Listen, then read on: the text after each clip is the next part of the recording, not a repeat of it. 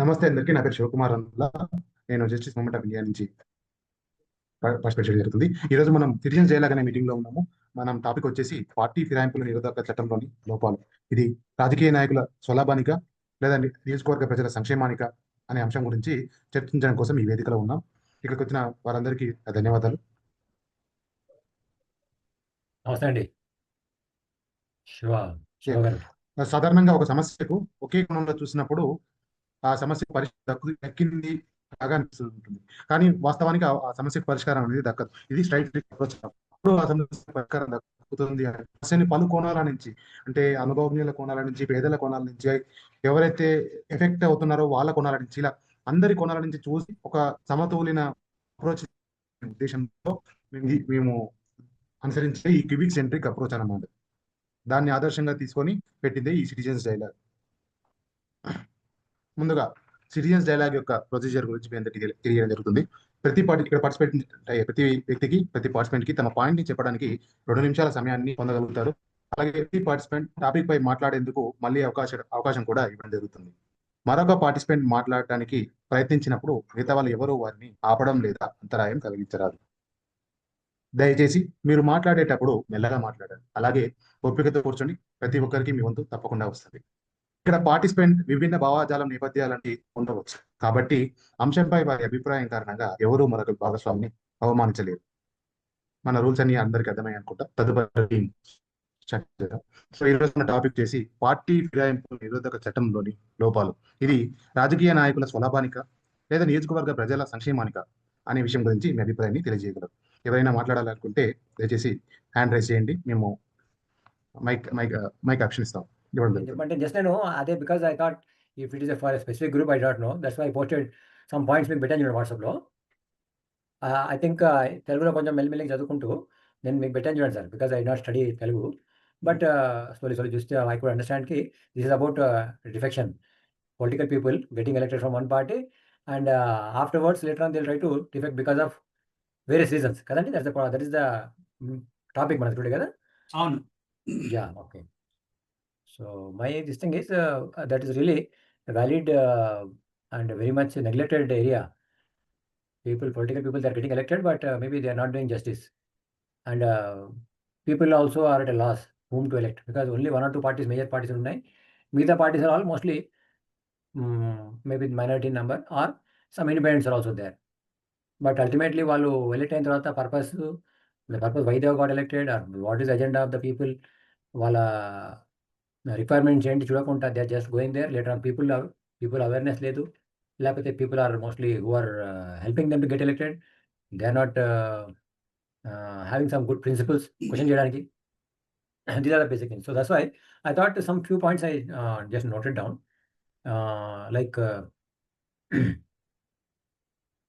main thing is whether they are our citizens are aware first of all what are their rights and duties.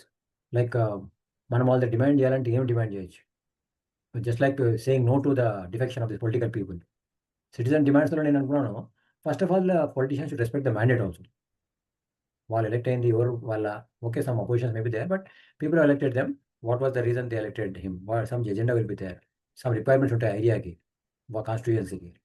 So they should say they should not be in defection without resignation and they should face the fresh elections. That should be first point I felt. Because just like that they cannot go as per their whims and fancies or as per dictate of their whips అనుకోండి. So no defection without resignation and they should face the fresh election if they want to switch over. That was one point I felt. And one more is consult the people before doing that thing. Citizens must be consulted. దానికి ఒక proper approach ప్రకారంగా వాళ్ళ consent తీసుకొని then they should try to switch over if the people give them consent. అంత scene కనిపించలేదు మన ఇండియాలో పర్టికులర్గా. సిటిజన్స్కి అవేర్నెస్ లేదు to ask them why you are and what for that thought he's come like. అదొక పాయింట్ అనిపించింది. Then coming to they should not be in horse trading. ఇది జరుగుతుందంతా అంతే. They should stop that horse trading. Buying and selling లాగా అయిపోయింది. That is MLAs, MPs. That is a criminal offence actually చూస్తుంటే. So that should stop. People మనం రెగ్యులర్గా చూస్తుంటాం. People are తీసుకెళ్ళి ఆ లాట్లు పెట్టారు, ఈ లాట్లు పెట్టారు, ఇలాంటివి వింటుంటాం మనం. దట్ ఈస్ చాలా పెద్ద criminal offence actually. People say లేదు అందులో. వాళ్ళు ఒకసారి ఎలక్ట్ అయిపోయినంటే they are thinking they are kings అనుకోండి. They can do as they like. Nobody to ask them. Party dictate పోయింది కానీ పీపుల్ హ్యావ్ ఎలెక్టెడ్ దెమ్ అన్నట్టుగా ఆ కాన్సెప్ట్ తెలియట్లేదు వాళ్ళకు. పీపుల్ ఆల్సో ఆర్ అంత అవేర్నెస్ లేదు, ధైర్యంగా పోయి అడగాల, వాళ్ళ పిలిచి క్వశ్చన్ చేయాలా, అది లేదు. One more point of it is fourth is right to recall. Voters must be empowered actually to remove those people who betray. అలాంటిది రైట్స్ మనం voters like citizen should ask, not the speaker.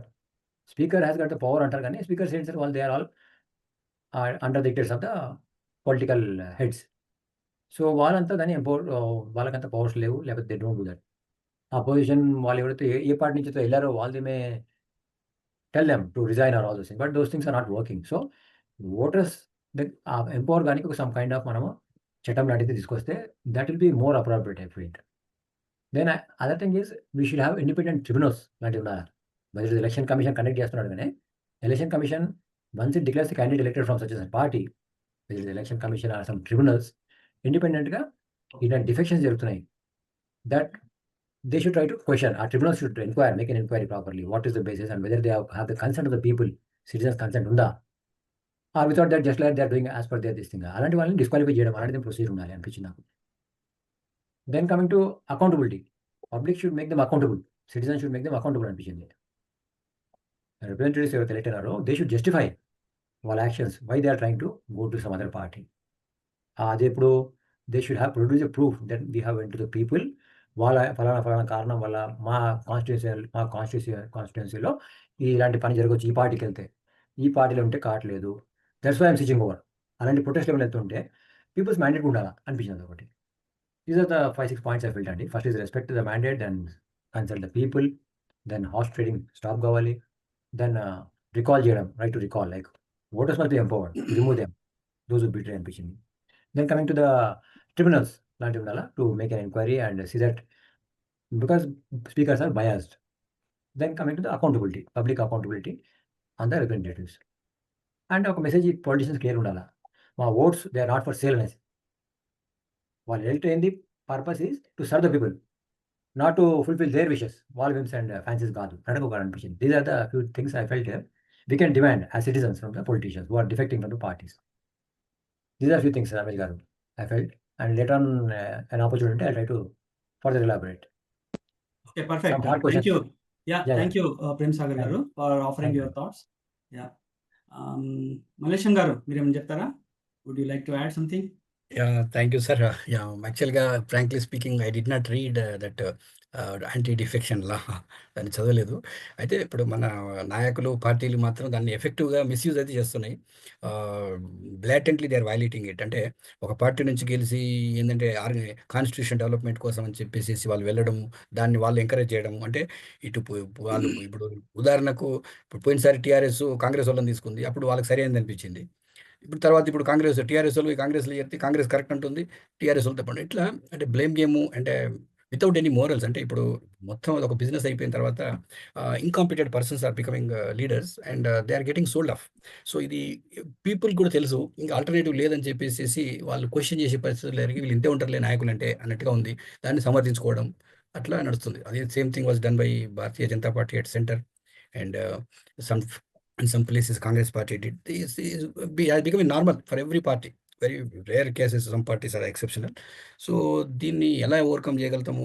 కోర్టులు కూడా ఏంటంటే delay చేస్తా ఉన్నాయి judgement ఇవ్వడానికి.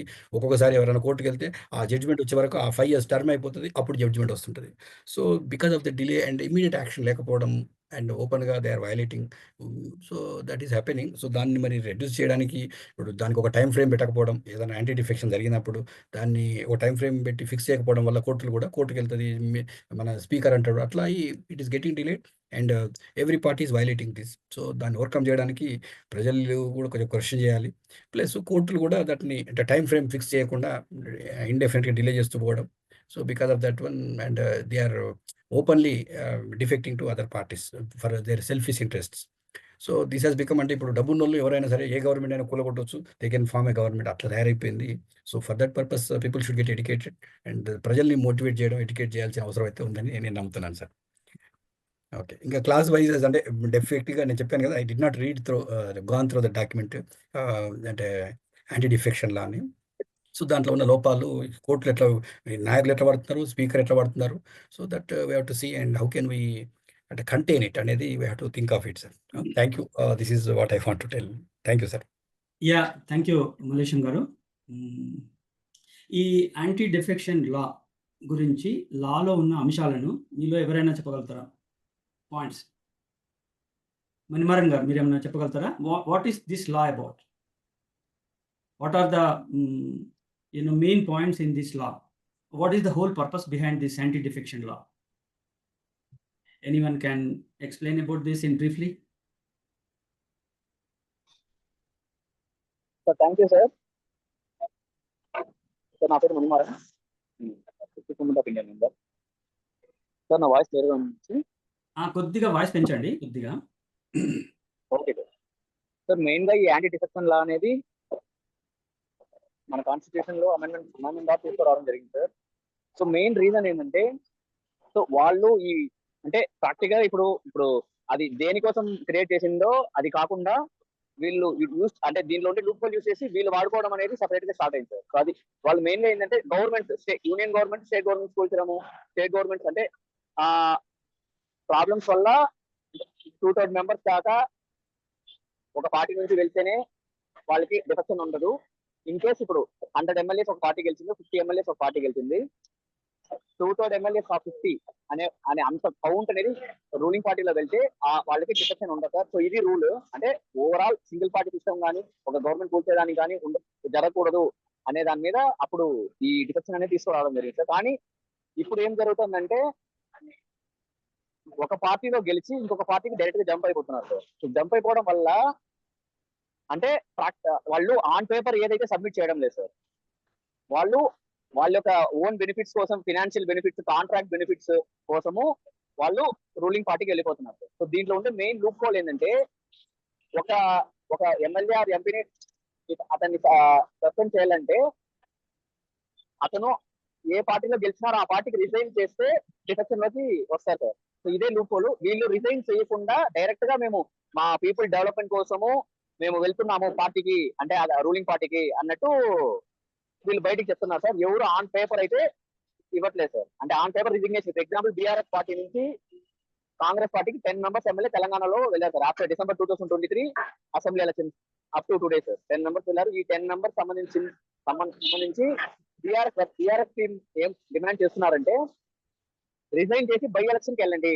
మీరు మా పార్టీలో గెలిచి కాంగ్రెస్ లో వెళ్ళారు కాబట్టి సో ఇట్స్ నాట్ రైట్ అనేది సుప్రీం కోర్టులో పాడి కౌశిక్ రెడ్డి అతని పేరు మీద కోర్టులో కేసు వేయడం జరిగింది సార్. సో కోర్టు జడ్జ్మెంట్ ఏంటంటే ఈ యాంటీ డిఫెక్షన్ లో పూర్తి డెసిషన్ అనేది స్పీకర్ ఉంటుంది సార్. సో అక్కడ అది కూడా లూపోలేదు సార్. ఎందుకంటే స్పీకర్ అనేది ఇప్పుడు సార్ చెప్పినట్టు రూలింగ్ పార్టీలో ఒక అతను స్పీకర్ కాబట్టి మనకు ఒక టైం లిమిట్ అనేది లేదు సార్. ఇన్ కేసు ఇప్పుడు ఏమన్నా చెప్పినారనుకోండి, ఇంత లోపల ఆ స్పీకర్ ఏమైనా యాక్షన్ తీసుకోవాలన్నారు అనుకోండి, సో స్పీకర్ కి ఒక టైం లిమిట్ లేదు. ఒక 3 months, 6 months, 1 year లోపల వాళ్ళకి నోటీస్ ఇవ్వడం కానీ, నోటీస్ ఎక్స్ప్లెనేషన్ అడగడం కానీ, రిజైన్ చేయించడం అనేదంతా స్పీకర్ అయితే ఎప్పుడు తీసుకోవచ్చు, ఎందుకంటే వాళ్ళు రూలింగ్ పార్టీలో ఉంటారు కాబట్టి. సో నేను డిమాండ్ చేసే రీఫార్మ్స్ ఏంటంటే సార్, మనము ఇన్ కేస్ ఎక్స్ పార్టీ నుంచి వై పార్టీకి వెళ్తున్నాడంటే అక్కడ పీపుల్ ఎలక్ట్ చేసింది ఒకరికి సార్. అంటే ఇప్పుడు ఓటు వేసే వాళ్ళు ఒకటి పార్టీ బేస్డ్ ఉంటారు, ఎక్స్ పార్టీకి ఉంటారు, అంటే పర్సన్ ఉంటారు ఎమ్మెల్యేకి. సో ఇక్కడ ఏంటంటే మన డెమోక్రసీలో ఆ రెండింటికి డిఫరెన్స్ అనేది చూపించడం లేదు సార్. ఇప్పుడు ఇక్కడే ప్రాబ్లం జరుగుతుంది సార్. అతను ఏమంటున్నాడంటే, నేను పీపుల్ బెనిఫిట్స్ కోసం వెళ్తున్నాను, ఆ పార్టీ తరఫున నేను గెలిచినా కూడా నన్ను గెలిపించింది పీపుల్ కాబట్టి పీపుల్ తరఫున నిలబడడానికి నేను వెళ్తున్నాను కాబట్టి సో ఆ పార్టీ అనేది నాకు సెకండరీనే, నేను పీపుల్ కోసం నిలబడుతున్నా అని ఆ లూప్ ని వాడేసి అతను వెళ్తున్నాడు అంతే. కానీ అతను పర్సనల్ బెనిఫిట్ కే వెళ్తున్నాడు. సో ఇప్పుడు నా ప్రపోజల్ రీఫార్మ్స్ ఏముండాలంటే, సో పార్టీ చేంజ్ అయిన వాళ్ళు చేంజ్ అయితే ఎగ్జాంపుల్ అంటే ఇంకొక పార్టీ సపోర్ట్ చేస్తున్నా అంటే అతను ఖచ్చితంగా రిజైన్ చేసే ఇంకొక పార్టీ కండువా కానీ ఇంకొక దాంట్లో కలుసుకోవాలి అనేది మన అమెండ్మెంట్ తీసుకొని రాగలుగుతారు సార్. అది స్టేట్ గవర్నమెంట్ స్పీకర్ చేతిలో నుంచి ECI one of the commission 3 members ఉంటారు కాబట్టి ఆ 3 members లో ఎవరో ఒకరికి ఆ బాధ్యత అనేది ఇచ్చి వాళ్ళు మానిటర్ చేసేటట్టు ఉంటే కొంచెము మనకి భయం ఉంటుంది సార్ డెమోక్రసీ మీద. ఎట్ట గెలిచినా నేను ఎట్లయినా నాకు పవర్ కావాలంటే పీపులే కదా సార్ అక్కడ ప్రాబ్లమ్ ఫేస్ చేస్తా ఉంది అతని పర్సనల్ బెనిఫిట్ కోసం. సో ఇది సార్ నేను ప్రపోజ్ చేసే reform. Thank you sir. Yeah, thank you, Manimaran Garu, for telling some of the important points. Shiva Garu, can I share my screen? Yeah, please అండి.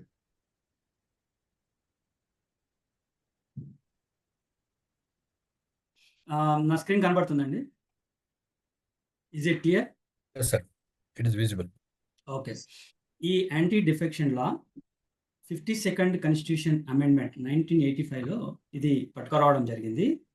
మెయిన్గా ఏంటంటే ఆయారాం గయారాం 1967లో ఒక అతను ఒకటే రోజు 3-4 పార్టీలు మారిండు. అది బీహార్లోనో యూపీలోనో, I don't know the history.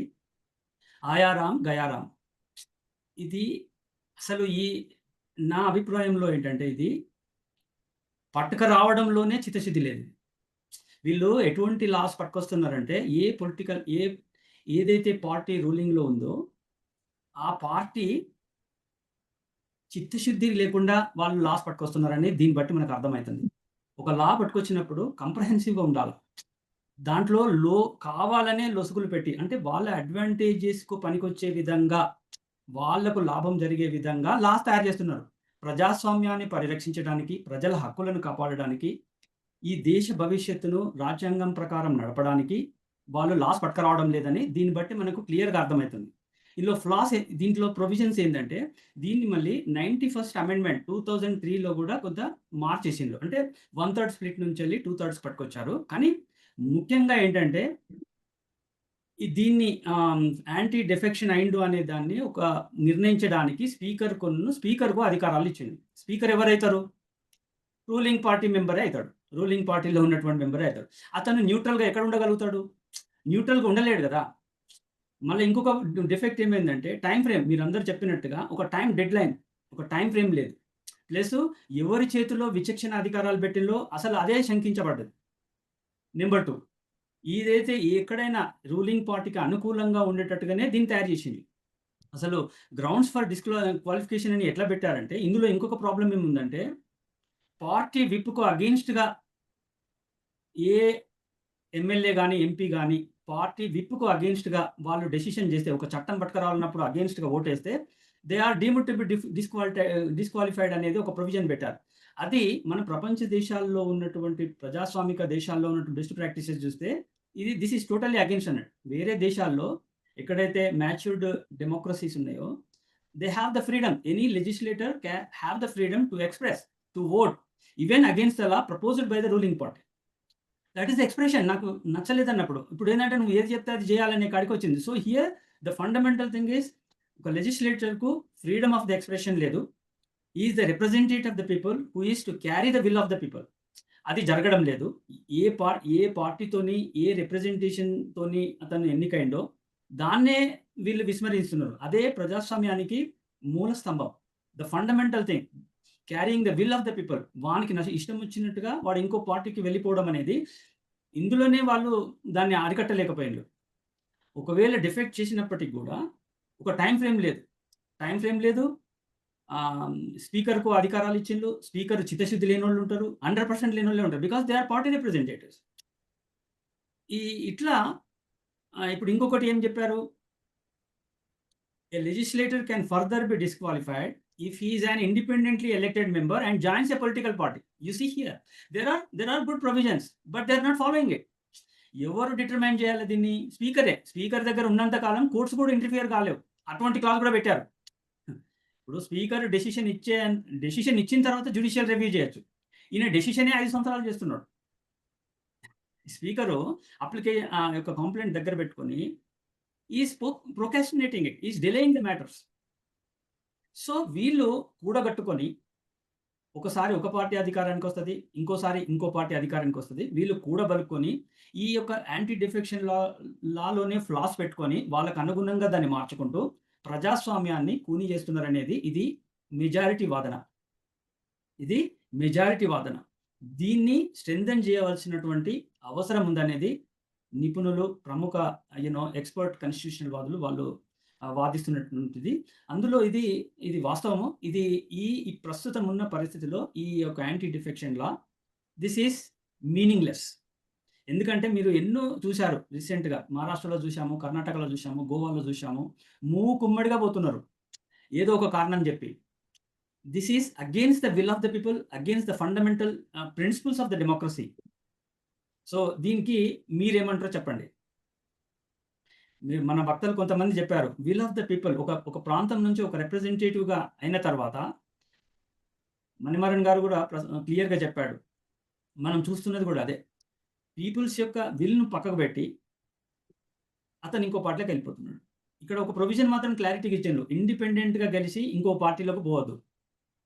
మరి ఇండిపెండెంట్ కూడా పోతున్నారు కదా! కదా! సో, వాళ్ళ అవకాశాల కోసం, వాళ్ళ లాభాల కోసం ప్రజాస్వామ్యాన్ని వీళ్ళు నిలబెడతలేరు. ప్రజాస్వామ్య విలువలు వీళ్ళు కాపాడతలేరు అనేది మనకు క్లియర్‌గా అర్థమైతుంది. సో, దీనికి మీరు ఏమంటారో మీరు ఒక్కొక్కరు మైక్ ఓపెన్ చేసుకొని చెప్పండి. అంటే ఓటర్స్ కూడా కన్‌ఫ్యూజ్ అయ్యారు. చాలా కన్‌ఫ్యూజ్. నేనేసినది ఇతనికా అనే ఈర్ష్య వచ్చేసింది సార్. చాలా మంది ఎవరు ఇంతకు నిజమైన నాయకుడు మన భారతదేశంలో ఉన్నాడా అనేది కూడా అది ఒక పెద్ద ఇష్యూ అయిపోయింది. ప్రజలు ఎన్నుకోవాలా? లేకపోతే నేను ఓటేయాలా? వద్దా? అనే దాంట్లో ఒక డైలమాలో ఉన్నారు. సో, ఆ డైలమాలో ఉండడం వలన ఏమవుతుందంటే, సో, నేను ఓటేసినా ఎలాగో బఫూన్ అనేది ఎళ్ళిపోతది. ఒక బర్రె అది నేను బర్రెకే ఏస్తున్నాను. ఆ బర్రె ఎలాగో పోయి గడ్డి తింటది. గడ్డి తినేటప్పుడు నేను ఓటెందుకేసుకోవాలి? ఇప్పుడు ఎలాగో అది దానికి ఒక సిస్టమాటిక్‌గా మనకొక ఒక స్పూన్ ఇచ్చేసింది. ఆ స్పూన్ రోజు రోజు ఏస్తుంది. ఆ డిఫెక్షన్ లాస్ గాని everything is there sir. They are manipulating as per their convenience. So, గౌరవ సభాపతి గారికి తెలియకపోవడం గాదు. ఎన్నుకునే దాంట్లోనే లోపం. సబ్జెక్ట్. కదా! సబ్జెక్ట్ లేని వ్యక్తి గురించి మనం మాట్లాడడం అనేది నేను అదే ఫస్ట్ నుంచి నేను అదే అంటున్నాను. All intellectual people are migrating to the countries అని నేను అంటున్నాను. ఆ ఇంటెలెక్చువల్ ఒక్కసారి ఇలాంటి బఫూన్స్ పైన నేను చాలా మందితో ఏదో చెప్తాను. We should not be calm. The intellectual should not be calm. Should make some noisy in smart way. The platform has to create. How? There is no proper channel that needs to be done by our vote. మన vote అనేది ఎవరికి ఏస్తున్నాము? ఎలా ఏస్తున్నాము? ఇప్పుడు గౌరవ member ఇప్పుడు ఒక నోటా అన్నారు. Sir NOTA కూడా ఉంది సార్. నోటాకి there is no validity. There is no re-election. నేను కూడా కేస్ స్టడీస్ చూస్తున్నాను సార్. ఎందుకంటే ఒక సమస్య వస్తే కొందరు వ్యక్తులు ఎల్ఎల్‌బి కూడా చేస్తున్నారు. ఎందుకు చేస్తున్నారు? అది తెలుసుకునే తర్వాత 3 ఇయర్స్ ఎల్ఎల్‌బి తర్వాత ఏం లేదు దీంట్లో మసాలా. నేను చేశాను. నేను కూడా I'm going through the books and I want to study. ఏముండదు సార్ ఆడ. ఫస్ట్ మనం ఎన్నుకునేది లీడర్ గాదు వాడు. వాడైతే లీడర్ గాదు. వాడెవ్వడైనా ఉన్నాడు sir. He is coming for his own business. వాళ్ళ నాన్నగారిది స్టాచ్యూ పెట్టాలంటాడు. 1000 క్రోర్స్ 1000 కోట్లు అంటాడు సార్. ఆ 1000 కోట్లు డెవలప్ చేయరా ఒక విలేజ్ రా అంటే నాకు సంబంధం లేదు. ఎందుకంటే నెపోటిజం. వాడికి ఇప్పుడు నేను నా గ్రామం గురించి అయితే నాకు ఇంట్రెస్టు. నా గ్రామంలోనే ఒకడుంటాడు. అన్న నేను ఒక మంచి పని చేస్తున్నాను అంటే, అన్న నాకు నీళ్లు తాగడానికి కావాలి. అరే నీళ్ళొద్దు తమ్ముడు నీకు వైన్ షాప్ ఓపెన్ చేద్దాము అంటాడు. సో ఏందవుతుందంటే ఇప్పుడు డైవర్షన్స్ అవుతున్నాయి సార్. డైవర్షన్ అవ్వకుండా ఉండే వ్యక్తులు ఎవరంటే ఎడ్యుకేటర్స్. ఆ ఎడ్యుకేటర్స్ ఇప్పుడు వాడు మారిండకపోతే క్వెషన్ చేయడానికి భయపడుతున్నారు. దానికి ఏం కావాలంటే ఒక ఫోర్స్ కావాలి. ఆ ఫోర్స్ అనే దాంట్లో ఇంటెలెక్చువల్ ఉండాలి. ఆ ఇంటెలెక్చువల్ ఎన్ఆర్ఐస్ ఉండాలి. ఇప్పుడున్న ఎన్ఆర్ఐస్ కూడా ఏమవుతున్నారంటే వీళ్ళు ఏదో పోతారు. ఒక రిప్రజెంటేషన్ ఇస్తారు. 4 ఫోటోలు whether they are going to US or UK or Switzerland or Malaysia. We don't know exactly. That can be done in cities also. హైదరాబాద్‌లో కొన్ని ఏరియాస్ ఉన్నాయి. బాగా పాష్‌గా ఉన్నాయి. అక్కడ తీసి వీళ్ళు ఎక్కడో ఉన్నట్టు ఊహించుకొని ఆ ఊహాలోకంలో కూడా మనల్ని చేసేస్తున్నారు. ఇప్పుడొచ్చిన టెక్నాలజీలో అది కానీ ఎందుకు ఇంటెలెక్చువల్ వాళ్ళు కామ్‌గా ఉన్నారనేది నా డౌట్. ఇప్పుడు దాని గురించి చాలా ఉన్నాయి సార్. 78 ఇయర్స్‌లో ఇంతవరకు ఒక వ్యక్తి వేరే పార్టీలోకి పోయాడు. ఈ వ్యక్తిని సస్పెండ్ చేయాలి, రిజిగ్నేషన్ చేయాలని ఎన్ఫోర్స్ చేసిన ఏ ట్రిబ్యునల్ లేదు సార్. సో దానికి ఏంటి సొల్యూషన్ అంటే the voter. Which voter? Educated voter. ఆ ఎడ్యుకేటెడ్ ఓటర్‌ని ఏం చేస్తున్నారంటే వీళ్ళు they are using enforce system of state police. ఒకసారి 2 సార్లు. ఆ 2 సార్లు ఏమైతదంటే వీడు కొద్దిగా స్టంబర్డ్‌గా ఉన్నాడు, క్లారిటీతో ఉన్నాడు, కంటెంట్‌తో ఉన్నాడు. వీడిని టచ్ చేస్తే ఏమైతది? వాడు ఖచ్చితంగా గూటం పెడతాడు. ఆ గూటం పెట్టాలంటే ఒక పార్టీ ఉండాలి. సో దిస్ ఈస్ మనం తీసుకున్నది ఒకటే సార్. దీంట్లో సొల్యూషన్స్ అయితే రావు sir. Until the intellectual opens their eye. వీళ్ళు మనం ఏ కంట్రీతో కంపారిజన్ చేయలేం సార్. మనకున్న customs, values, traditions everything perfect ఉన్నాయి. కనీసం మా తాతయ్య వాళ్ళు ఉన్న కాలంలో గ్రామ కంఠంలో ఎవడన్నా తప్పు చేస్తే వాడిని ఎత్తుకొని వచ్చేసి కొట్టేవాళ్ళు సార్ పెద్ద మనుషులు. ఇప్పుడు పెద్ద మనిషి మాట్లాడితే ఆ పెద్ద మనిషిని తిట్టే రోజులివి. ఏంటి అంటే వాడు ఆ పార్టీ, వీడు ఈ పార్టీ. వీడు ఏ పార్టీ ఒక పార్టీలో లేకపోతే ఆ ఎమ్మెల్యే గురించి మాట్లాడితే ఎమ్మెల్యే మనుషులు వచ్చి ఎత్తుకపోతారు. సమ్మరీ చేసేయండి. సో అందుకోసం ఏంటంటే this has to be change. How we can change అనేది we have to make a forum డిఫికేషన్. దీంట్లో ఉన్న ప్రతిదీ అమెండ్మెంట్ అవ్వాల్సిన టైం ఉంది. మనం we have to be open our eyes and to be done as per our judiciary only sir. Thank you so much for giving. Excellent Mallikarjun garu, చాలా మంచి points మీరు దృష్టిలోకి పట్టుకొచ్చారు. సోర్స్లోనే ప్రాబ్లం ఉంది, అసలు ఎన్నికల్లోనే ప్రాబ్లం ఉంది. ఒక మంచి చిత్తశుద్ధి గల నాయకత్వమే మనకు ఫండమెంటల్గానే అది జరగడం లేదు అనేది మీరు ఒక పాయింట్ చాలా స్ట్రెస్ చేశారు. దట్స్ వండర్ఫుల్ అండి. ఇక్కడ ఆడియన్స్కు ఒక క్వశ్చన్, ఈ యాంటీ డిఫెక్షన్ లా తేవడంలోనే చిత్తశుద్ధి లేదు అనేది చాలా మంది అభిప్రాయపడుతున్నారు. మీరేమంటున్నారో చెప్పండి, మీరేమనుకుంటున్నారు? ఒక మినిట్లో చెప్పాలి ఎవరైనా కానీ. 1 minute టైం ఇస్ దే. ఈ యాంటీ డిఫెక్షన్ లా తీసుకురావడంలోనే ఈ పార్టీలకు చిత్తశుద్ధి లేదు. వీళ్ళు ప్రజాస్వామ్యాన్ని కాపాడేటువంటి విధంగా ఈ చట్టాన్ని రూపొందించలేదు. వాళ్ళ స్వలాభాల కోసమే దీన్ని చేశారు అనే దానికి మీరు ఏకీభవిస్తున్నారా?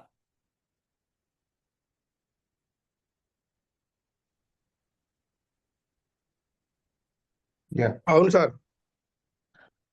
అవును రమేష్ గారు, ఇది నిజంగా. ఎందుకంటే ఇక్కడ పూర్తి అధికారం స్పీకర్కి కానీ, డిప్యూటీ స్పీకర్కి కానీ, చైర్మన్కి కానీ, డిప్యూటీ చైర్మన్కి మాత్రమే ఇవ్వడం జరిగింది.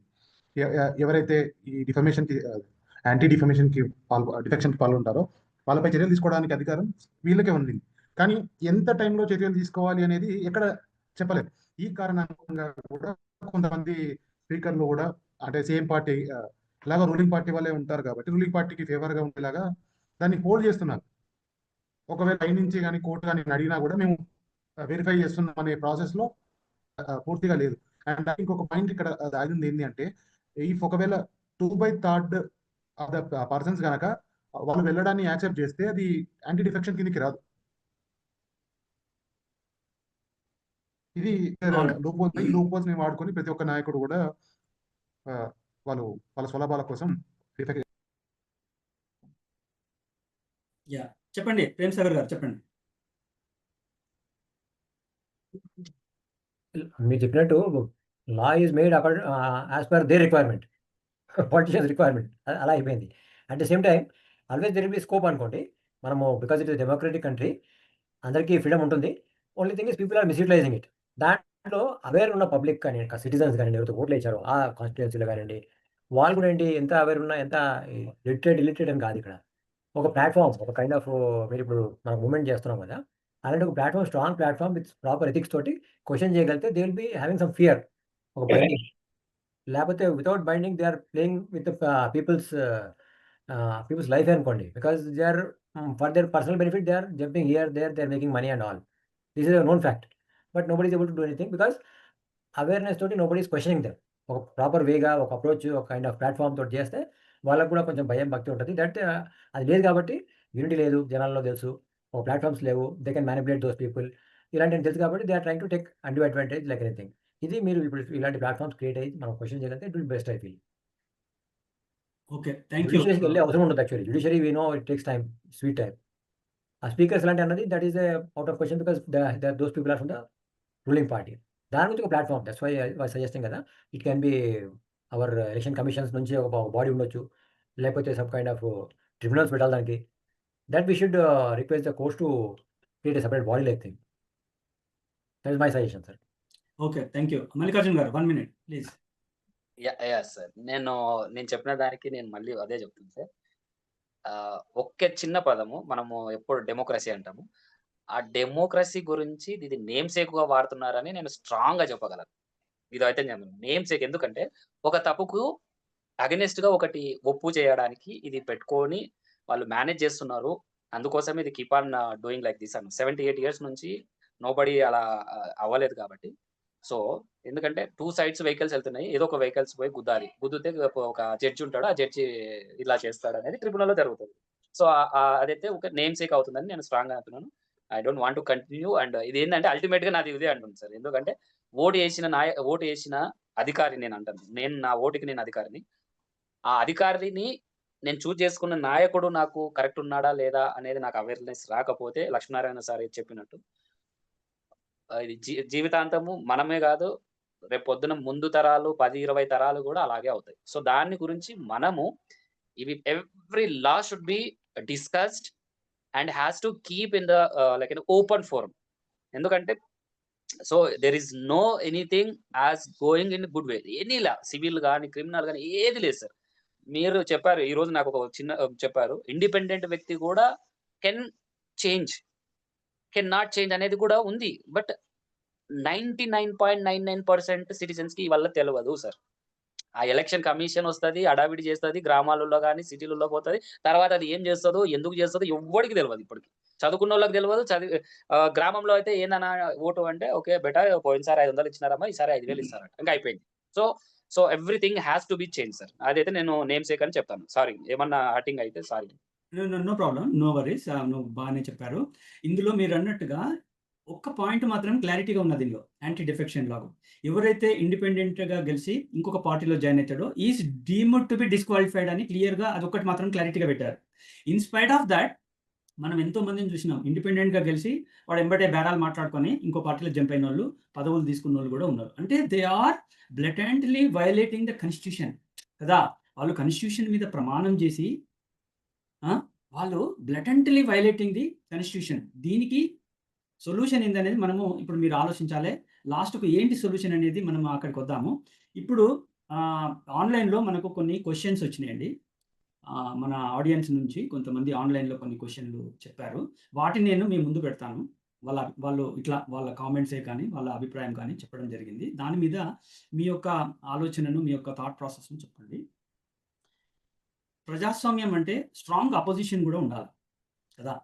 ఒక రూలింగ్ పార్టీ ఉండాలి, వాళ్ళను ఎప్పటికప్పుడు గ్రిల్ చేయడానికి సభలో వాళ్ళ యొక్క పాలసీస్ని కానీ, వాళ్ళ చట్టాలనే కానీ, వాళ్ళ పనితీరునే కానీ క్వశ్చన్ చేయడానికి స్ట్రాంగ్ అపోజిషన్ కూడా ఉండాలి. కానీ మనము చాలా కాలంగా ఇది గమనిస్తున్నాం. వాళ్ళు చెప్పింది ఏంటంటే చాలా కాలంగా మనం గమనిస్తున్నాము, ఒక పార్టీ గెలవంగానే మిగతా పార్టీలను నయాన్నో భయాన్నో పైసలు ఇచ్చో ఏమో మొత్తం ఇంకో ఆపోజిషన్ లేకుండా చేస్తున్నారు. ఈ ప్రక్రియను యాంటీ డిఫెక్షన్ లా ఎందుకు కాపాడలేకపోతున్నది అనేది వాళ్ళ ఆవేదన వ్యక్తం చేశారు. మీరు ఎవరైనా దీనికి ఒక్కొక్క నిమిషంలో మీరు స్పందించండి.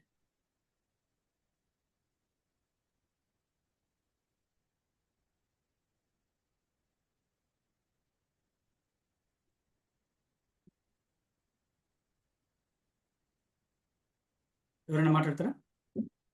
సార్ నేను మాట్లాడతా సార్. ప్లీజ్.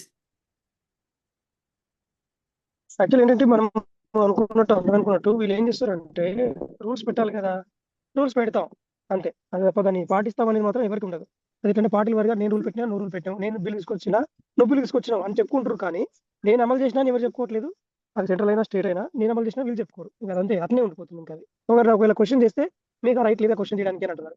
ఏకంగా సుప్రీంకోర్టు కూడా డైరెక్ట్గా అంటారు, మీరు సుప్రీంకోర్టు నీకు అర్హత లేదు నువ్వు మాట్లాడడానికి అని చెప్పి సుప్రీంకోర్టునే డైరెక్షన్ ఇస్తున్నారు వీళ్ళు ఇప్పుడు లాస్ మీద కానీ దాని మీద. మీరు మేం చేస్తే టైటిల్ మీకు ఎట్లా ఉంటుందని చెప్పి ఈవెన్ ఇండిపెండెంట్ గా ఉండాల్సిన సుప్రీంకోర్టుని కూడా వీళ్ళు మా ద్వారానే అపాయింట్ కావాలి, కొలీజియం వద్దు, అది దాంట్లో ఇది అవుతుందని చెప్పి అది కూడా చేస్తున్నారు.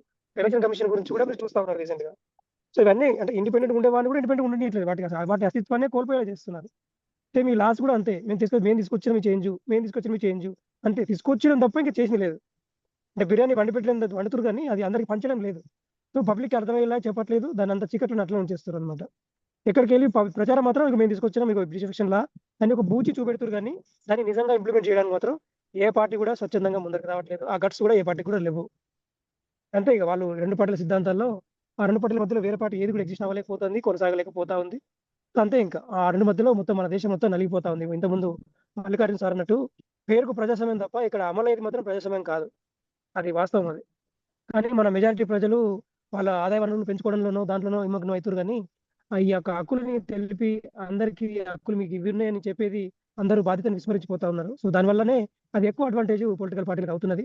ఇక వాళ్ళు అందుకే దేవుళ్ళు తయారవుతారు, దేవుళ్ళ పక్కన పెట్టి వీళ్ళే దేవుళ్ళు తయారవుతారు అనమాట. సో డెమి గాడ్స్ వాళ్ళు కాదు, బాబాలు గారు ఈ కాలం డెమిల్ గాడ్స్ ఈ పొలిటీషియన్సే. ఎందుకోసం అంటే వాళ్ళకి అధికారం మాత్రమే, ఇంకా వేరే ఎట్లయినా పర్లేదు చేయాలి మేము అంతే. ఇంకా సిమ్మైనా బొమ్మైనా అన్నట్టు పబ్లిక్ కూడా ఏంటంటే నాది నాకు ఉంటే చాలు, నాది నాకు వస్తే చాలు అనే స్టేజ్కి దిగజారిపోయారు వాళ్ళు. సో దీని అంతటి కారణం ఏంటి అంటే రాజ్యాంగం గురించి అందరూ చదవకపోవడం. ఒక బైబిల్ ఖురాను ఎంత ఇంపార్టెంటో భగవద్గీత ఇంపార్టెంటో అంతకన్నా ఇంపార్టెంట్ ప్రజల హక్కులు. ఆ ప్రజల హక్కులు అందరికి ఇచ్చేది రాజ్యాంగం. సో రాజ్యాంగం బేసిక్ క్లాసెస్ అయినా అందరికీ కంపల్సరీ ఎవ్రీ ఇయర్ ఎగ్జామ్ ఉండాలి ఇప్పుడు మనకు. అది ఉంటే బాగుంటుంది యాక్చువల్ అయితే. అది ఉంటేనే అప్పుడు అందరికి తెలిసి వస్తుంది, ఇది నా రైట్, ఇది ఇట్లా చేయాలి, వీళ్ళు ఈ ఆఫీసర్ ఇట్లా చేయాలి, ఒక పలానా హెల్త్ ఆఫీసర్ ఇలా ఉండాలి, చేయకపోతే ఆయనకి శిక్ష ఉంటుంది అనేది అందరికి తెలుసు. తెలిస్తే అప్పుడు క్వశ్చన్ చేస్తారు. లేకపోతే ఈ పేరుకు ప్రజాస్వామ్యం మాత్రం అందుకే కదా ఇంత ఇంత ఇంత పెద్ద ప్రజాస్వామ్యం అయినా కూడా ఏది చట్టం ఇంప్లిమెంట్ కావడం కారణం ఈ నెగ్లిజెన్సీనే. ఏ చట్టం కూడా ఇంప్లిమెంట్ కాదు, ఎవరు కూడా చెయ్యరు.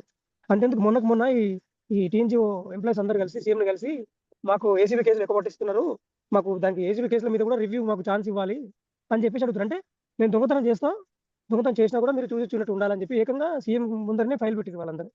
దాన్ని బట్టి మనం అర్థం చేసుకోవచ్చు ఈ వ్యవస్థ ఎక్కడికి వెళ్ళింది, ఎంత నీచస్థితికి దిగజారిందని చెప్పేసి. మరి తప్పు అందరు చేసిన తప్పులానే ఉంది, అట్లా కాదట. కొందరు చేసిన తప్పుని ఒప్పులాగా చేస్తున్నారు. సో ఇవన్నిటికీ ఏంటంటే చట్టకి అందరు సమానం కారు అనేది అందరికి అర్థమైపోతా ఉన్నది. సో ఇంప్లిమెంటేషన్ కూడా అది అవ్వట్లేదు. ఎందుకు అవ్వట్లేదు అంటే పబ్లిక్ తెలియట్లేదు. పబ్లిక్ తెలిస్తే మాత్రం 100% జరుగుతాయి, యుద్ధమాలు మాత్రం జరుగుతాయి. అంటే సారీ ఒక నిమిషం ఎక్కువైంది. Yeah okay, thank you. మంచి పాయింట్స్ చెప్పారు రాజేంద్ర గారు.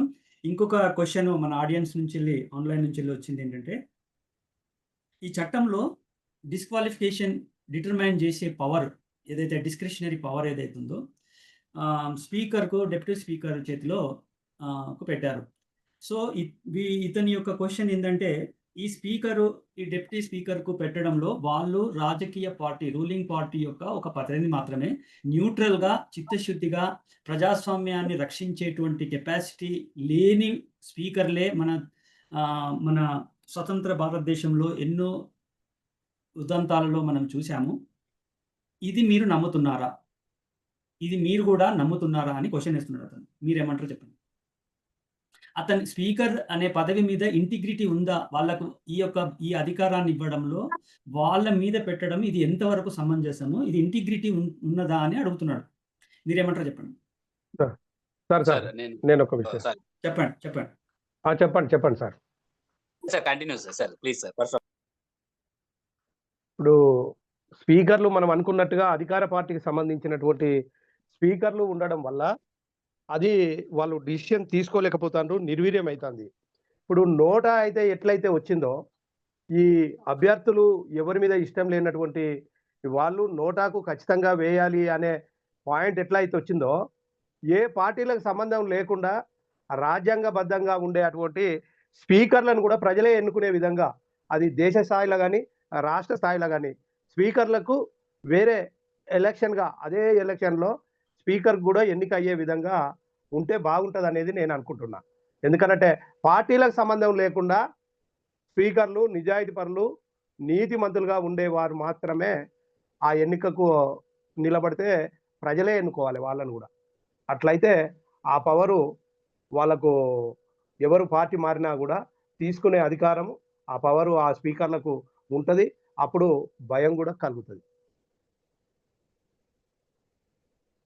థ్యాంక్ యూ పరశురామ్ గారు, అది మంచి సూచన, అలా ఆలోచించదగిందే. ఇంకెవరైనా చెప్తారా ఈ పాయింట్ మీద?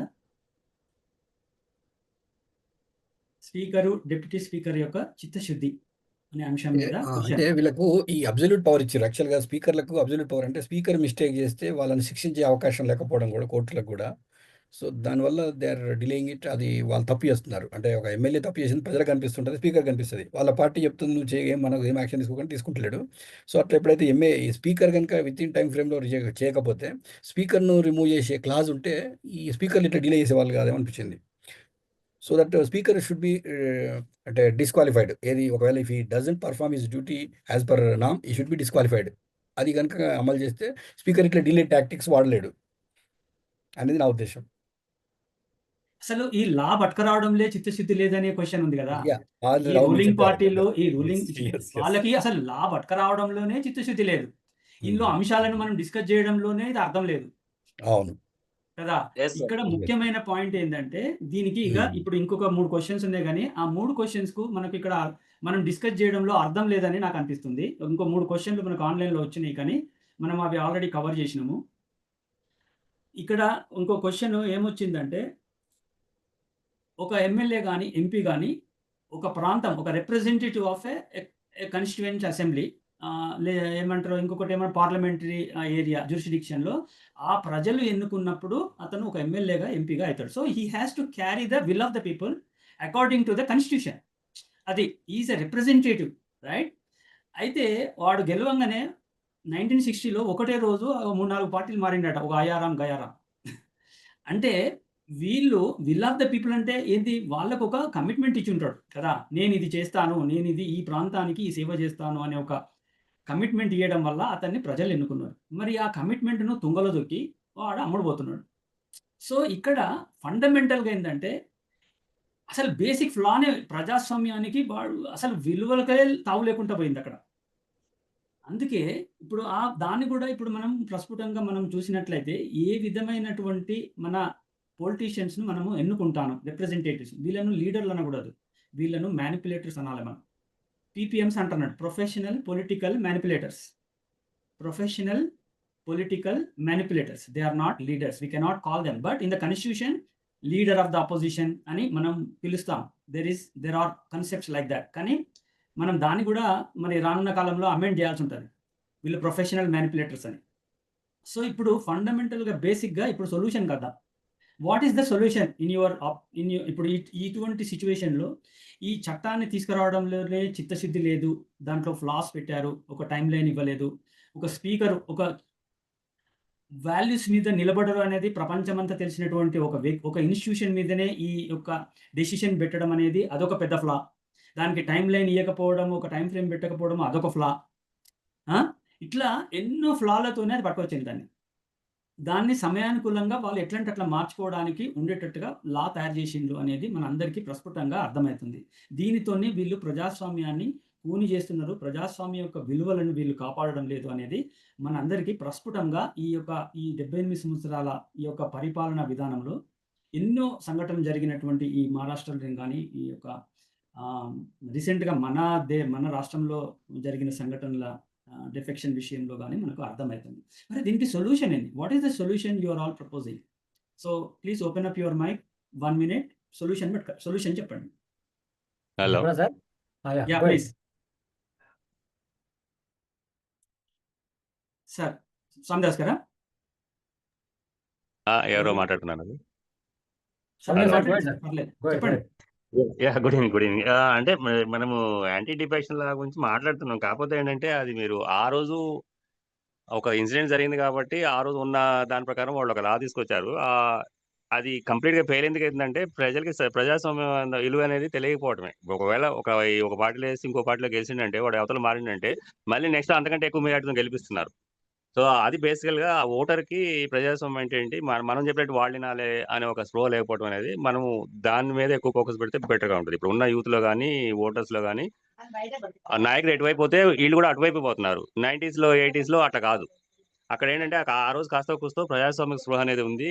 ప్రజల యొక్క అమ్మో! ప్రజలు నన్ను అబ్జర్వ్ చేస్తున్నారు. నేను తప్పు చేయకూడదనే ఒక భయం ఉంది. ఇప్పుడు ఆ భయం అనేది లేదు కాబట్టి వాళ్ళు అంత ఫ్రీగా పోతున్నారు. అక్కడ ఉన్న స్పీకర్‌లు గాని, డిప్యూటీ స్పీకర్‌లు గాని అది మేము ఎట్ట చెప్తే అట్లనే ఒక దాన్ని వాళ్ళు ఉపయోగించుకున్నారు. మనం వాళ్ళని తప్పట్టడానికి లేదు. ప్రజలనేది అకౌంటబిలిటీ ఉంటే ప్రశ్నించగలిగితే అప్పుడు వాళ్ళకి ఆ భయం ఉంటది. ఒకవేళ చట్టాల్లో ఏమైనా లోపాలుంటే మనం క్వెషన్ చేసినప్పుడు మనం దాన్ని ప్రశ్నించి ఇలా కాదు అలా అన్నప్పుడు ఆ చట్టాన్ని సరి చేసుకోవాలి తప్ప ఆ స్పృహ కల్పించాల్సిన బాధ్యత అనేది మన మీద ఉంది. Over to Ramesh sir. Okay. So, awareness పట్టుకురావాలి ప్రజల లోపట అని పాయింట్‌ని మీరు చెప్తున్నారు. ఈవెన్ ఓకేనా? ఎడ్యుకేటెడ్ వాళ్ళ వైపు గాని ఎడ్యుకేటెడ్ గాని లేదనుకుంటే ఉద్యోగస్తులు గాని మనం బానిసలను వాళ్ళు చెప్పినట్టు వినాలి, బతిలాడుకొని తెచ్చుకోవాలనే ఉన్నారు తప్ప ఆ క్వెషన్ చేసే తత్వం అనేది పోయింది సార్. ఇందాక రాజేంద్ర గారు చెప్పినట్లు అది కరెక్ట్‌గా ఉన్నది. అది మనం ఆ స్పృహ అనేది క్రియేట్ చేయగలగాలి. ఇప్పుడు ఉన్న వాళ్ళలో లేదు అది. Okay. Questioning attitude and awareness yeah! Thank you so much sir. అనేది నా పట్టుకురావాలి. తరపు నుంచి ఒక క్వెషన్ ఉందండి. యాహ్! ప్లీజ్ ఇంకా చెప్పండి. యాహ్! ఒకవేళ స్పీకర్ గనక డిలే చేస్తే, స్పీకర్ గనక అంటే పార్షియాలిటీ చూపిస్తే కోర్ట్ ఇన్వాల్వ్ అయ్యే ఛాన్స్ ఉందా? ఈ లేదు. డిఫెక్షన్ లేదు. కేస్‌లో లేదు. కోర్ట్‌కి డిలే ఏమైనా అయితే రైట్స్ ఉన్నాయా? చేయడానికి కోర్ట్‌లో మనం స్పీకర్ యొక్క డెసిషన్ మీద జ్యుడిషియల్ రివ్యూ ఉంటది తప్ప స్పీకర్ డెసిషన్ ఇచ్చేదాకా దాని మీద కోర్టులు ఇంటర్ఫియర్ చేయడానికి లేదు.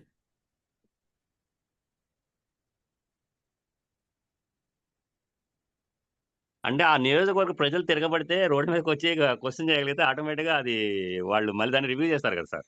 అవునవును. అది అల్టిమేట్‌గా ఇట్ ఈస్ ద పీపుల్ అండి. It is the people who can change. ఈ కోర్టులు, ఈ ఎలక్షన్ కమిషను, ఈ స్పీకర్ వ్యవస్థలు ఇవన్నీ వీళ్ళందరూ ఒక్కాకులు చదువుకున్నోళ్ళే వీళ్ళందరూ. వాళ్ళ సీట్లను, వాళ్ళ ప్రివిలేజెస్‌ను వాళ్ళు కాపాడుకోవాలి. అంతే వాళ్ళ ధ్యేయం. స్పీకర్ అనేది ఒక పదవి. కోర్టులు అనేది ఒక పదవులు. కదా! What happened? అవునా గదా! సో, ఇంకేమన్నా సజెషన్స్ ఉంటే చెప్పండి.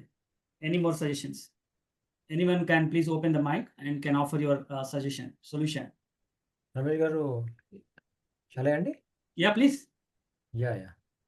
Thing is, as our people, our members మంచి వెరీ వాల్యూడ్ పాయింట్ చెప్పారు. Main thing is awareness from the public and through the forums, because ఇండివిజువల్గా పోలేరు, మంచి ఇలాంటి ఫోరమ్స్ ద్వారానే చేయగలుగుతాము. అండ్ పబ్లిక్ ఇంటెగ్రిటీ ఉంటేనే క్వశ్చన్ చేయగలుగుతారు. If they taken money they cannot question. That's very important point. One more is the speaker ఇవ్వకుండా powers, they put it speaker, but speaker is also corrupt person like అయిపోయినట్టుగా ఉంది. So he should be independent person, just like జ్యుడిషియరీకి ఎలా independence ఇచ్చారో అలాంటి ఒక బాడీనా ఒక tribunal పెట్టేసేసి ఇలాంటి జరిగినప్పుడు people's representation or opposition people's representation ఇచ్చినప్పుడు immediately they should act upon instead of going to judiciary is taking longer time. ఈ 2 పాయింట్స్ ఇంపార్టెంట్ అండి. వెరీ ఇంపార్టెంట్ ఈజ్ పబ్లిక్ నుంచి భయం ఉండాలి వాళ్ళకి. ఆ భయం లేకపోతే కష్టం. Just like put some 10 points chat కూడా పెట్టాను చూడండి. Awareness, some hard questions on the anti defection, ఒక అకౌంటబిలిటీ లాగా. First point mention as our votes are not for sale, respect the people's mandate అనేసి. Switching parties, first seek our permission not your position, అలాంటిది చాలా important point అనిపించింది. Defection without resignation, వాళ్ళు resign చేసేసి మళ్ళీ ఎలక్షన్కి వెళ్ళాలి, because that is the battle of democracy. We have elected you for service, not for your self interest. And seat belongs to the people, not to the politician. అదొక point పెట్టాను, because these people are thinking వాళ్ళు రాజులు అనుకుంటున్నారు. వీళ్ళ మధ్యలో ఒక మనిషి వెళ్ళడం, that point. Then if you change sides, face us in the fresh elections. At that kind of point, our people should be able to put against on the politician. Then politics is for the public good, not for private gain. ఇంకొక point, no more horse trading as పెట్టాను ఒకటి. Our democracy is not a marketplace. Then one more point is respect the constitution, respect the citizens. The last 10th point is I put it in the chat box, right sir? Defection is corruption in disguise. These are the points, sir, I felt. Okay, thank you, Prem Sagar garu, for putting those points. We will definitely spread this among the people. ఇక్కడ చాలా మన వక్తలు మాట్లాడిన దాంట్లో ఒక విషయం ప్రస్ఫుటంగా బయటకు వచ్చింది. ఒక పాయింట్ ఏంటంటే, అసలు సోర్స్లోనే ఒక మంచి అంకిత భావం, చిత్తశుద్ధి ఉన్నటువంటి నాయకత్వం మన దేశంలో కావాలి. ఇప్పుడు అది కొరవడింది. 100 కోట్లు, 200 కోట్లు, 500 కోట్లు పెట్టి, నేను ఒకసారి పేపర్లో చూసిన, సర్పంచ్ పోస్ట్కు 3 కోట్లు పెట్టిండు. సర్పంచ్ 1000 ఓట్లు కూడా లేనటువంటి ఒక విలేజ్లో ఆయనకు 3 కోట్లు పెట్టి సర్పంచ్గా గెలిచిండు. అంటే ఆయన ఉద్దేశం ఏంది కావచ్చు? అసలు ఈ డబ్బు రాజకీయాలు ఏంది? కాన్స్టిట్యూషన్ ఏం చెప్తాంది? దెర్ క్వాలిఫికేషన్స్ ఏం చెప్పింది? Anybody can contest. Only citizen is requirement ఏంది? Citizen of the country. Even a qualification కూడా లేదండి, ఎడ్యుకేషన్ క్వాలిఫికేషన్ కూడా లేదు. అంటే it's open, everybody is given opportunity in accordance with the constitution. మరి 100,000 కోట్లు ఉన్నోడే ఎందుకు వస్తున్నాడు? ఇప్పుడు రీసెంట్గా కొన్ని గణాంకాలం బట్టి చూస్తే 95% of the people super rich persons in assemblies. ఎవరో ఒకరు అట్లా 2-3 అట్లా ఉన్నారు తప్ప, మీరు రీసెంట్ ఏడిఆర్ రిపోర్ట్స్ ప్రకారం చూస్తే 95% are super rich. They have their own jet planes, they have their own helicopters, most of them. అంటే అనతి కాలంలోనే వాళ్ళు they are becoming super rich.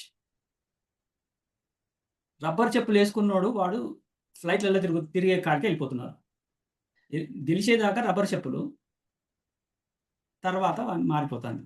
మరి దీనికి కారణం ఏంటంటే క్యారెక్టర్, ఇంటిగ్రిటీ ఉన్న నాయకులు మన పొలిటిక్స్లో రావాలి. దీనికి మీరేమంటారు చెప్పండి? దీనికి మనం ఏం చేయాలి? ఇది మీరు అంగీకరిస్తున్నారా? ఇది అంగీకరిస్తే మనం ఏం చేయాలి?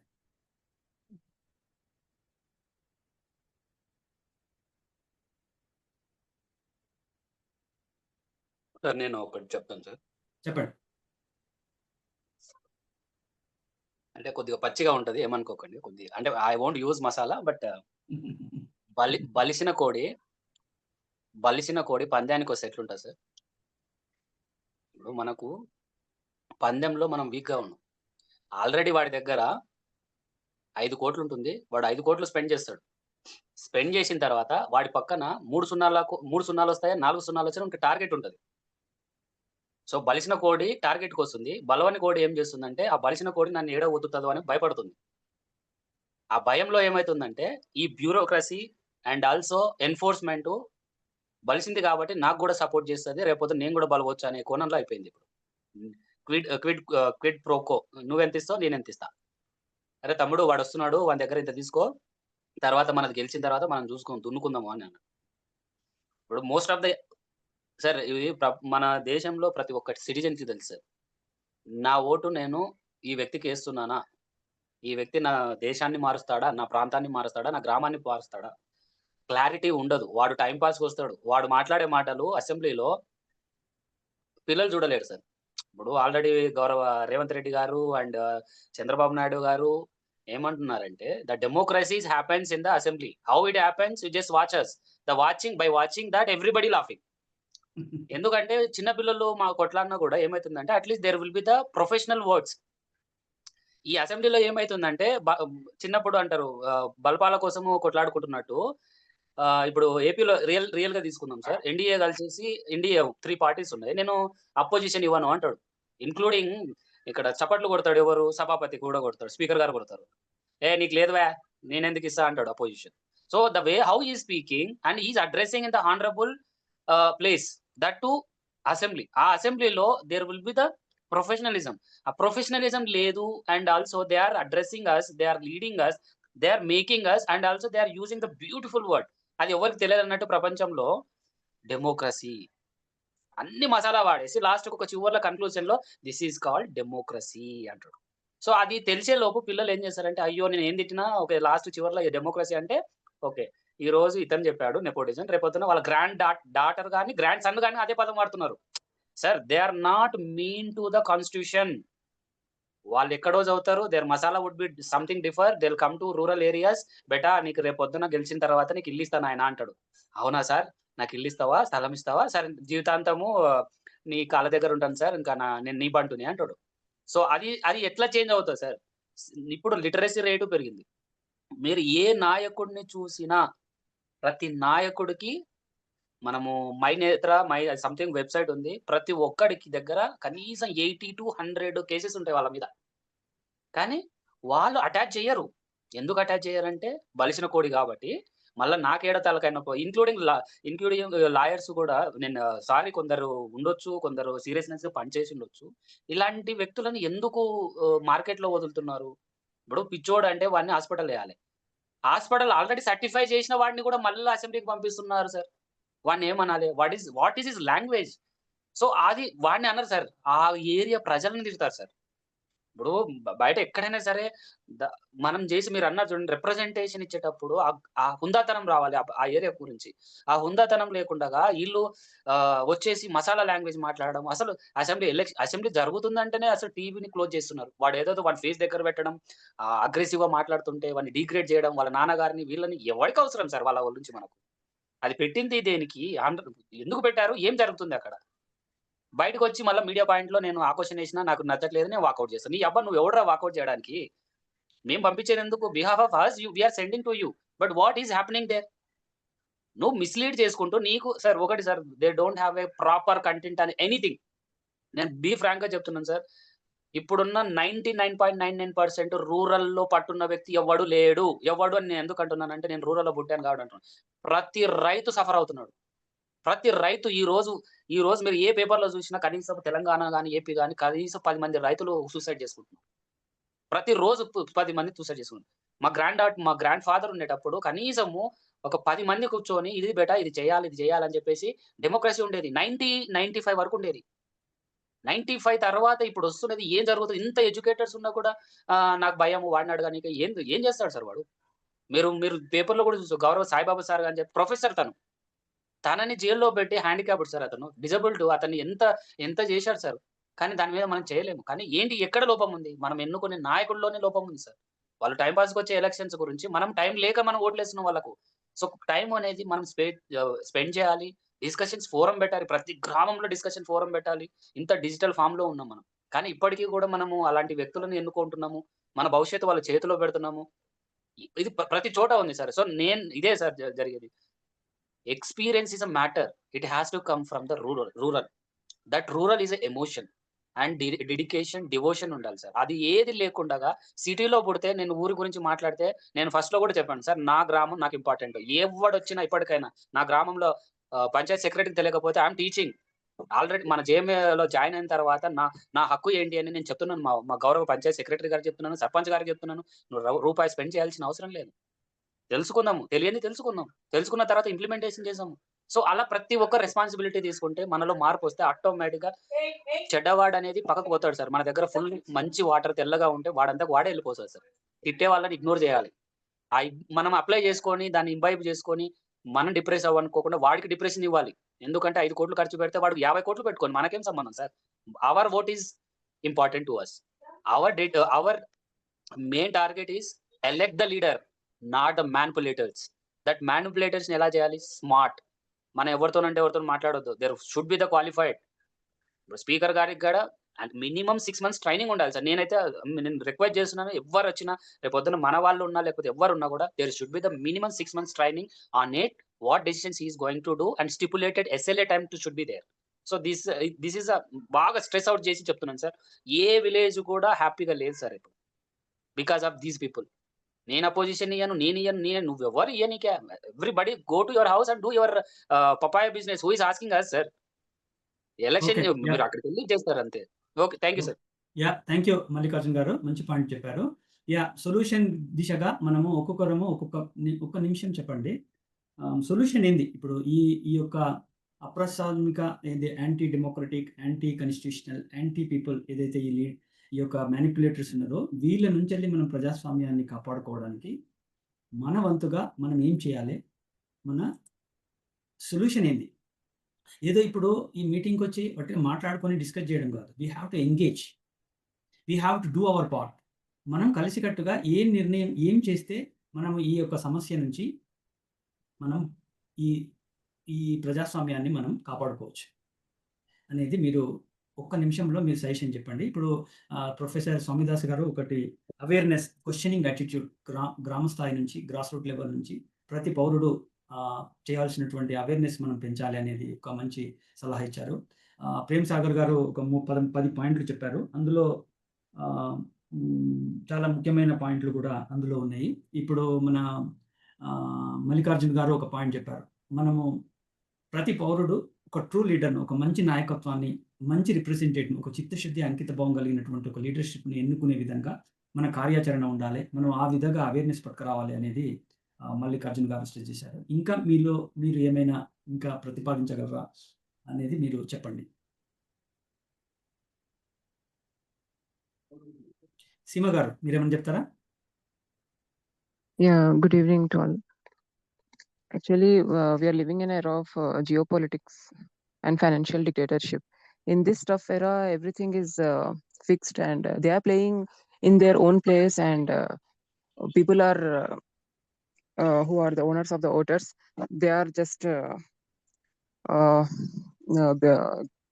అంటే వాళ్ళ ఓటు హక్కు వాళ్ళకు నెక్స్ట్ ఇయర్ గా పర్మనెంట్ గా ఉంటుందో లేదో అని ఇంకా ఏం మోడిఫికేషన్స్ వస్తున్నాయి. One place one nation, one place one state, and in that all means a lot of struggle is there. So how valuable their vote is there? First of all, the people must know after in selection of the parties, and these party members, they are shuffling from one party to another party. That is the true, sir, that there must be in the manifesto, one point must be mandatory, that we have to take the promise that they don't change their party first of all, and give the true service to the people.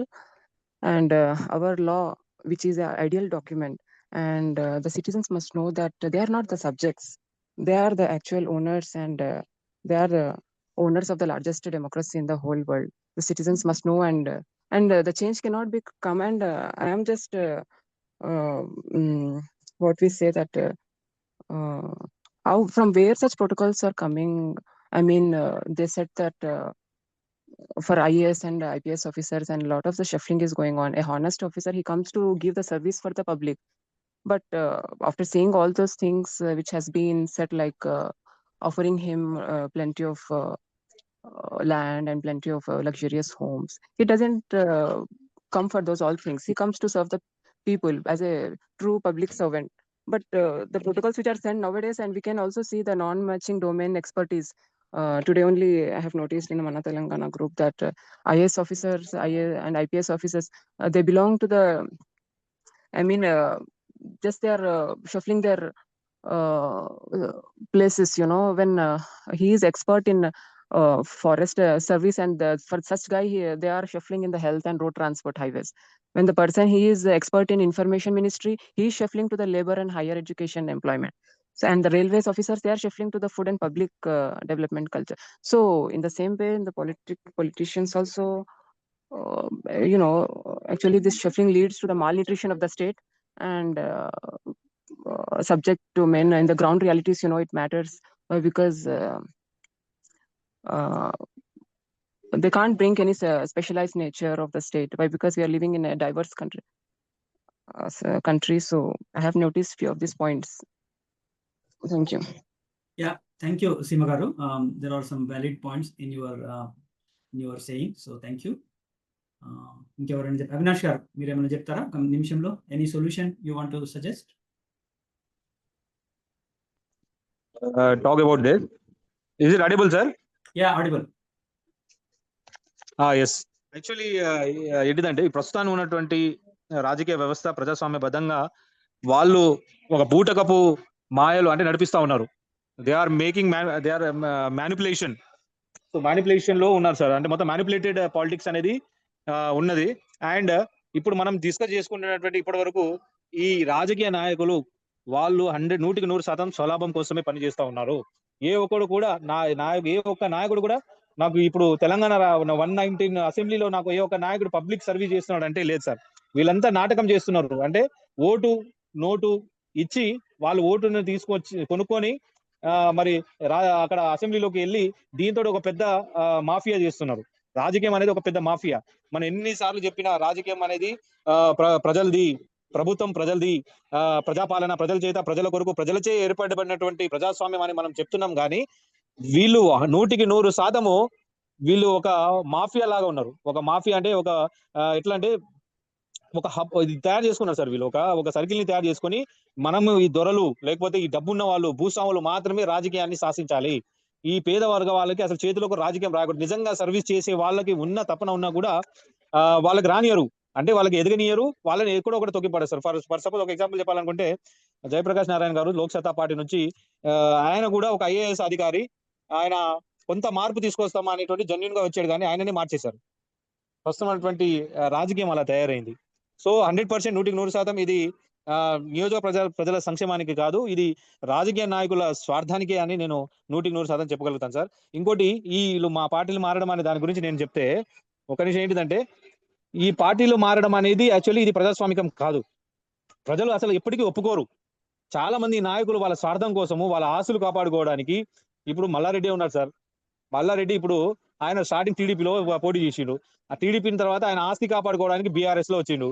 ఇప్పుడు BRS లో మంత్రి అయిన తర్వాత మళ్ళీ లోపట్ల రేవంత్ రెడ్డి తోటి మంతనాలు చేసుకొని తన ఆస్తులు కాపాడు. ఆయన ప్రస్తుతానికి చెప్పాలంటే ఆయన ఆస్తులన్నీ కబ్జాలో ఉన్నాయి సార్. మల్లారెడ్డి ఆస్తులన్నీ కబ్జాలో ఉన్నాయి, ప్లస్ చెరువులో ఉన్నాయి. చెరువులో కట్టుకున్నాడు. ఆయన హాస్పిటల్ అంతా చెరువులో ఉంది. ఆయన మెడిసిటీ ఏదైతే చెప్తారో హెల్త్ సిటీ అని చెప్తున్నారో, ఆ హెల్త్ సిటీ అంతా ప్రజల సొమ్ములో, అంటే మనం ఇప్పుడు ప్రభుత్వ భూముల్లో ఉన్నాయి, చెరువుల్లో ఉన్నాయి. ఆయనకి ఏమన్నారు. కానీ ఈ పేద వర్గాల వాళ్ళ కోసము ఏదైతే చిన్న భూమి, ఒక చిన్న ఇల్లు కట్టుకుంటే వాళ్ళని కూల్చేయడం జరుగుతుంది. ఇదైతే అన్యాయము. ఇది స్వార్థ రాజకీయాలు ఉన్నాయి, ప్రజాస్వామ్య రాజకీయం రాలేదు. సో ఇదంతా నేను చెప్పగలుగుతాను sir. Thank you so much. Yeah, thank you Avinash garu. చాలా అంటే రియాలిటీని క్లారిటీగా చెప్పారు. Thank you. పరశురామ్ గారు 1 minute. Sir solution.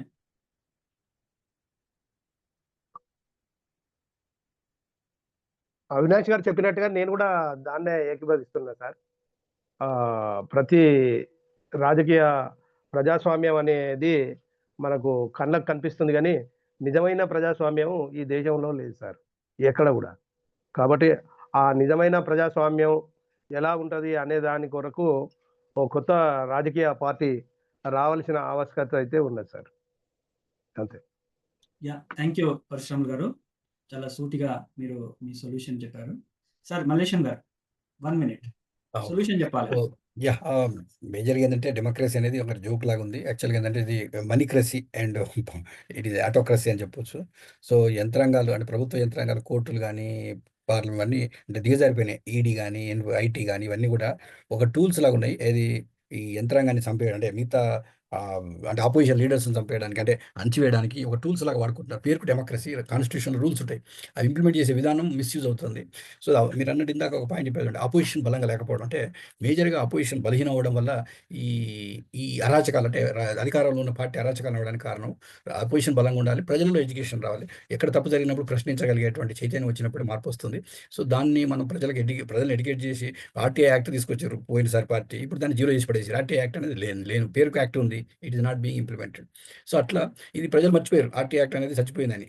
సో అట్లా ఈ ప్రజల్ని ఎడ్యుకేట్ చేసి ఇట్లా జరుగుతున్నాయి, ఉన్న ప్రభుత్వాల యొక్క దుర్మార్గాల వల్ల ఇట్లా జరుగుతున్నది. ఇందాక మీరు అన్నట్టు సూపర్ రిచ్ అవుతున్నారు, ఒక 50 కోట్లు లేనుడు ఎమ్మెల్యే కూడా అవ్వట్లేదు. సో అట్లా వీటిని అరికట్టి నిజాయితీగా ప్రజల కోసం పనిచేసేటువంటి మనుషులు, మేధావులు, రాజకీయ నాయకులై ప్రజల కోసం పనిచేసి ప్రజల జీవితాలు మెరుగుపరిచే విధంగా పనిచేసేటోళ్ళని తయారు చేయడానికి ప్రజలలో చైతన్యమే ముఖ్యం.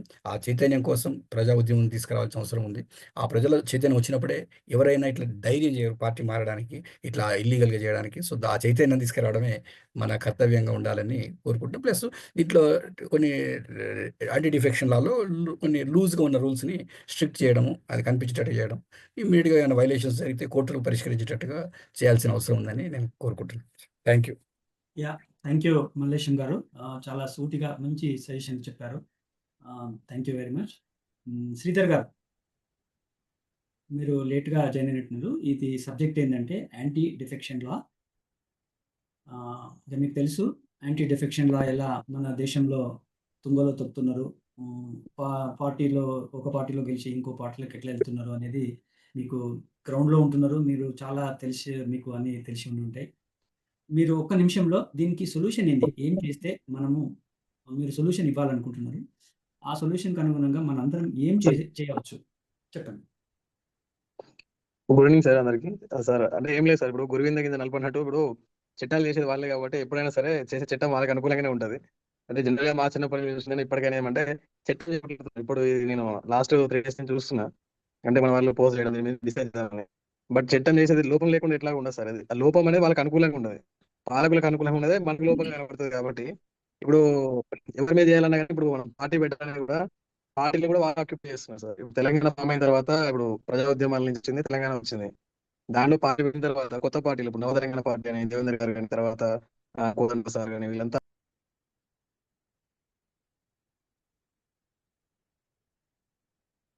వాయిస్ బ్రేక్ అయింది సార్ మీది. అసలు బ్రేక్ కదా, అతను డిస్కనెక్ట్ అయ్యాడు. Okay okay. శ్రీధర్ గారు మీరు డిస్కనెక్ట్ అయినట్టున్నారు, మళ్ళీ చెప్పండి. సరే సార్ చెప్పండి సార్. సో అంటే ఏం లేదు సార్, సింపుల్ ఏమంటే అల్టిమేట్ గా చట్టాలు చేసేది వాళ్ళే కాబట్టి మనం ఎంత డిస్కషన్ చేసినా ఏం చేసిందంటే అల్టిమేట్ చట్టం చేసే పొజిషన్ లో మనం ఉన్నప్పుడు మాత్రం మాట్లాడగలుగుతాం సార్. ఎన్ని సొల్యూషన్స్ మనం ఇచ్చిన అల్టిమేట్ చేయాల్సింది వాళ్ళే కాబట్టి ఇది డిస్కషన్ కన్నా కూడా నన్ను అడిగితే దాన్ని మీరు ఏదైతే ఇప్పుడు 119 ఏదైతే ఛాలెంజ్ తీసుకున్నారో దాన్ని ఇనిషియేటివ్ తీసుకుని దాన్ని స్ట్రెండ్ చేస్తే ఒక ప్రత్యామ్నాయ పార్టీ ఆలోచన అంటే ఉంది సార్, చాలా మందిలో ఉంది, కానీ దాన్ని తీసుకొచ్చే వాళ్ళు అయితే ఎవరు లేరు. ఆ స్థాయిలో మనము వెళ్ళగలుగుతామా లేదా అనేది ఆ క్వశ్చన్ చేసుకుంటే ఈ చట్టాలని మాత్రం రూపొందించేది వాళ్ళే కాబట్టి దాని పరంగా మన అడ్వకేసీ ప్రాబ్లం ఉంటుంది సార్ దగ్గర. ఏదో నెట్వర్క్ ప్రాబ్లం ఉంటుంది. శ్రీధర్ గారు చెప్పండి, మీరు మళ్ళీ డిస్కనెక్ట్ అయినట్టు.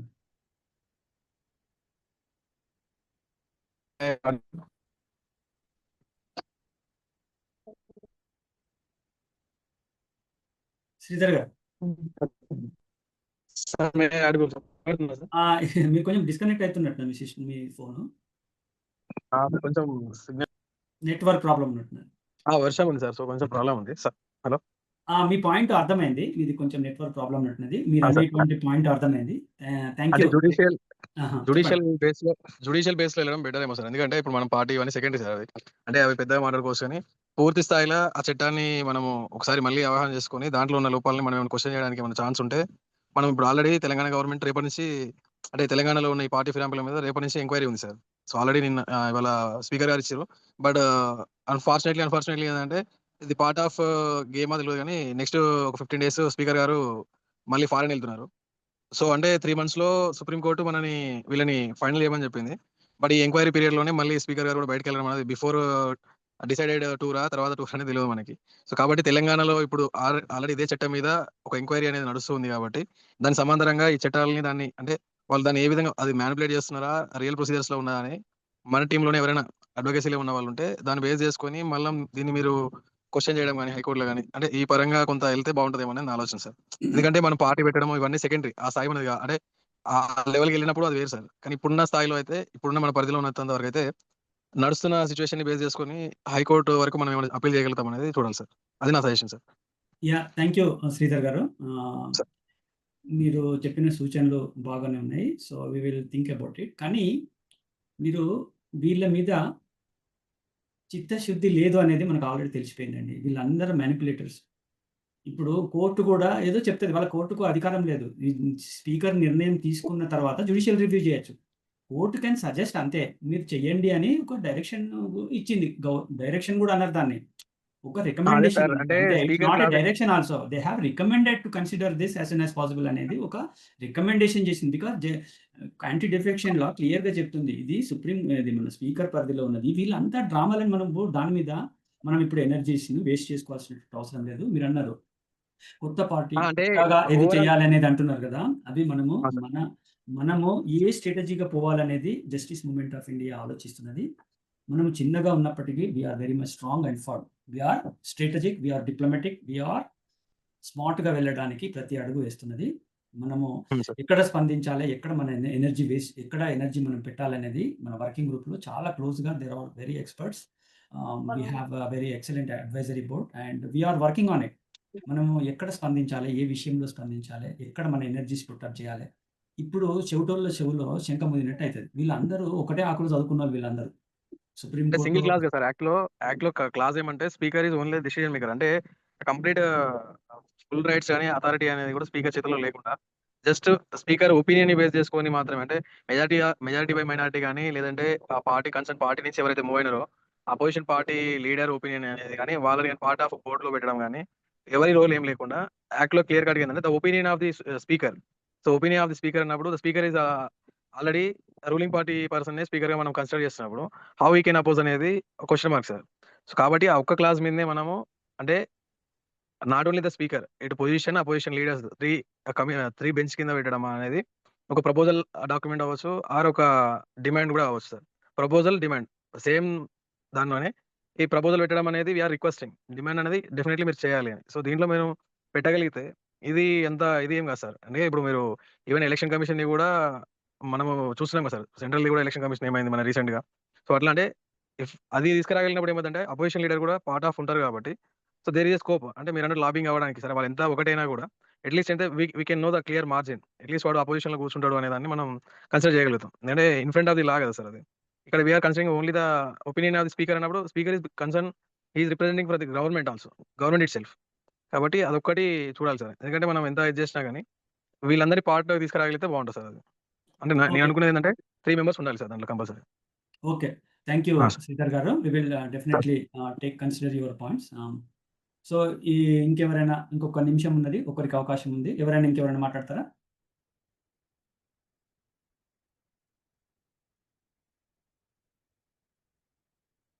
ఎవరైనా మాట్లాడాలనుకుంటే ఒక నిమిషంలో చెప్పండి. ఇంకేమైనా one person can express your thoughts.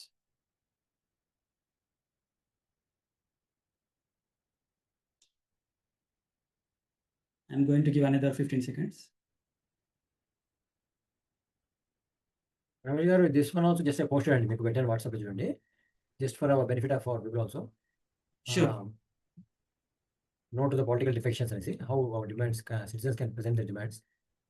మంచి platform you have done. But main thing is creating awareness is a big issue now.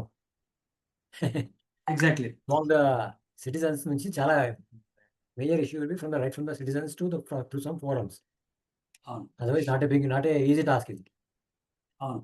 పొలిటీషియన్స్‌ని ఇది చేయడము to oppose them or to అవును. Question them. Yeah! So summarising, so I think we can conclude this. నేను before closing మన శివ గారు close చేసే ముందు నేను summarise చేస్తాను. సో ఈ డిస్కషన్‌లో ఓవరాల్‌గా ఒపీనియన్ ఏమొచ్చింది అనంటే సొల్యూషన్ ఏమొచ్చింది అంటే ఈ చట్టం చేయడంలోనే చిత్తశుద్ధి లేదు. ఇది మొత్తం లోపభూయిష్టంగా ఉన్నది. ఏ పార్టీ అయితే రూలింగ్‌లో ఉంటదో వాళ్ళకు అనుగుణంగా ఇది తయారు చేసుకున్నారు. కానీ వాళ్ళు నెక్స్ట్ ఆపోజిషన్‌లోకి వచ్చినప్పుడు వాళ్ళకే అది ప్రాబ్లమ్‌గా అయినది. అయితే ఇదేంటంటే ఒక దూరదృష్టి, ఒక పకడ్బందీగా ఈ చట్టాన్ని తయారు చేయలేకపోవడం వల్ల వాళ్ళకు చిత్తశుద్ధి లేదనేది మనకు క్లియర్‌గా అర్థమైతుంది. ఇప్పుడున్న లీడర్‌షిప్, ఇప్పుడున్నటువంటి లీడర్‌షిప్ అనకూడదు. ఇప్పుడున్నటువంటి రిప్రజెంటేటివ్స్ ఎవరైతే చట్టసభలలో కూర్చున్నారో వాళ్ళ లోపట ఏ విధమైనటువంటి ప్రజాస్వామ్యం పట్ల, ప్రజల పట్ల చిత్తశుద్ధి, అంకితభావం లేదనేది మనకు మన వక్తలందరూ కూడా అభిప్రాయాన్ని చెప్పడం జరిగింది. సొల్యూషన్ దిశగా ఏంటంటే ప్రజల్లో అవేర్‌నెస్ పట్టుకురావాలి. వాళ్ళ ప్రజాస్వామ్యంలో పౌరుల యొక్క బాధ్యత ఏంది అనేది అల్టిమేట్‌గా ప్రజాస్వామ్యంలో ప్రజలే ప్రభువులు అనేది అందరూ చెప్పడం జరిగింది. అవేర్‌నెస్ పట్టుకురావాలి. ఇంకొక రెండొక అంశం ఏంటంటే వీటన్నిటికీ సొల్యూషన్ ఒక లాంగ్ టర్మ్ సొల్యూషన్ ఏంటంటే గ్రామ స్థాయి నుంచి ఒక మంచి నాయకత్వం, చిత్తశుద్ధి, అంకితభావం, క్యారెక్టర్ ఉన్నటువంటి నాయకత్వం మనం గ్రామ స్థాయి నుంచి మన ఢిల్లీ స్థాయి వరకు తీసుకురావాల్సినటువంటి అవసరం ఉంది అని, ఇది మనం అందరము ఆ దిశగా మనం ఆలోచించాలి, ఆ దిశగా పని చేయాలి అనేటువంటిది ఈ ఓవరాల్‌గా ఒక సమ్మరైజేషన్‌లో మాత్రం ఈ 2 అంశాలు మనకు కనబడుతున్నాయి.